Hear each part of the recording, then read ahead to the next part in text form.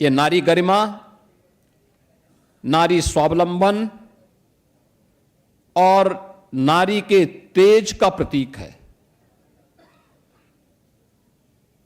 1857 के प्रथम स्वातंत्र समर में उन्होंने झांसी को पराधीनता से मुक्त कराने में सफलता प्राप्त की थी। रानी लक्ष्मीबाई की उम्र उस समय मात्र 26 वर्ष की थी और वह बड़े तेजस्विता के साथ उन्होंने उस समय विदेशी हुकूमत की नींव को हिलाने का काम किया था और इसीलिए उस स्वावलंबन, उस साहस और नेतृत्व की प्रतीक भारतीय नारी है और खेल के किसी एक विशिष्ट विधा में उनके इस विशिष्ट योगदान के लिए उत्तर प्रदेश सरकार के द्वारा नारी लक्ष्मीबाई पुरस्कार भी यहां पे प्रदान किया जाता है। और मैं उन सभी वीर नारियों को जिन्होंने प्रदेश के लिए, देश के लिए उस विशिष्ट खेल प्रतिस्पर्धा में एक विशिष्ट सम्मान दिलाया है, आज रानी लक्ष्मीबाई पुरस्कार भी उन्हें यहां पे सम्मानित किया जा रहा है। मैं इस बात को हमेशा मानता हूं, ये वैसे भी वासंतीय नवरात्रि है, हमारे यहां वर्ष में 2 बार हम नवरात्रि के आयोजन के साथ जुड़ते हैं। एक वासंतीय नवरात्रि होती है और एक शारदीय नवरात्रि होती है। ये दोनों मातृशक्ति के प्रति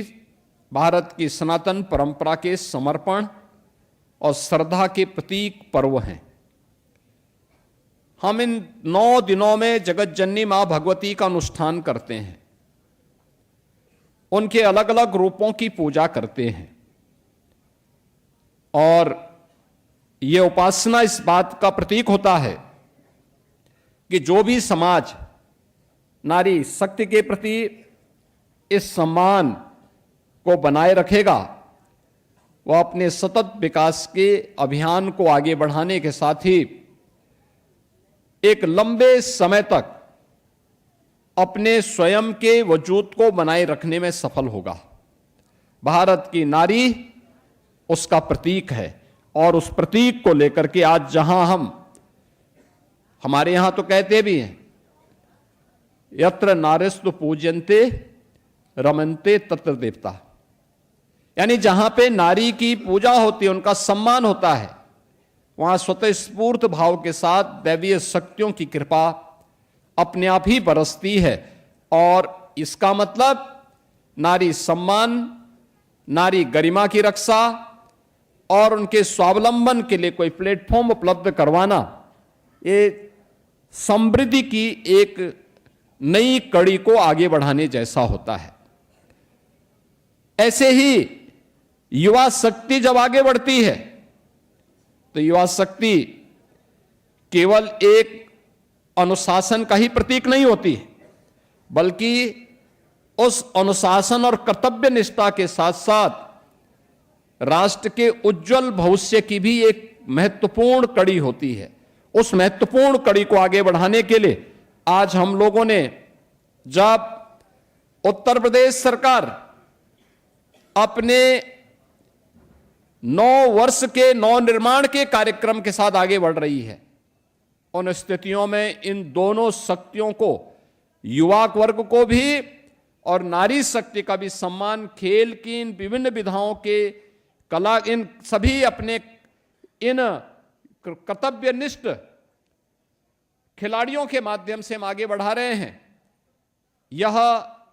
हर उत्तर प्रदेश के युवा, हर उत्तर प्रदेश की नारी के लिए गौरव की बात है। मुझे बताते हुए प्रसन्नता है कि गत 9 वर्ष में हमारी सरकार ने खिलाड़ियों के सम्मान के लिए और उनको जो विभिन्न प्रकार के पुरस्कार और इंसेंटिव्स उपलब्ध करवाए हैं,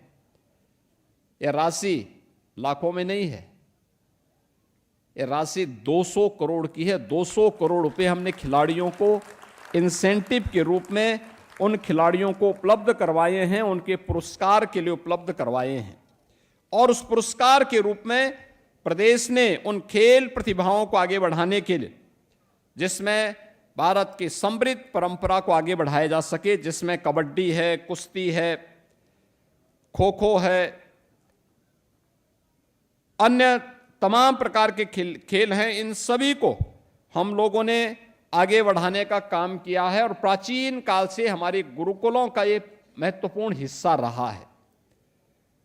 इसकी शिक्षा दी वहां पे, इसकी शिक्षा के साथ ही उस पाठ्यक्रम का इसका एक महत्वपूर्ण हिस्सा था।